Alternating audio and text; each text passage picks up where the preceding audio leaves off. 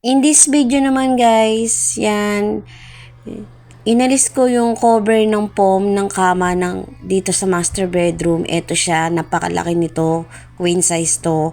So, kailangan ko siyang laban. Okay? Bilang paghahanda yan, bago dumating ang ate galing Japan.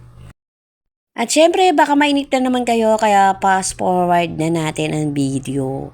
Ang hirap kaya nito laban guys. At buti na lang maganda ang panahon ng mga araw na to na nilalaban ko to.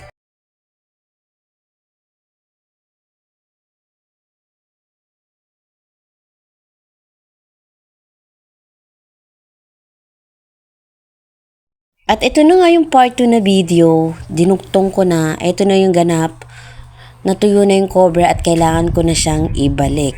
So totoo lang, napakadali lang ibalik uli, ikabit uli yung cover.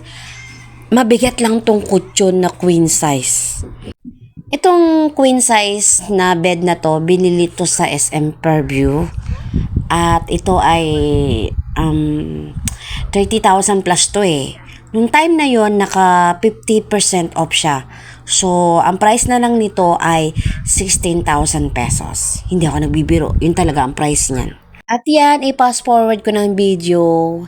Thanks for watching.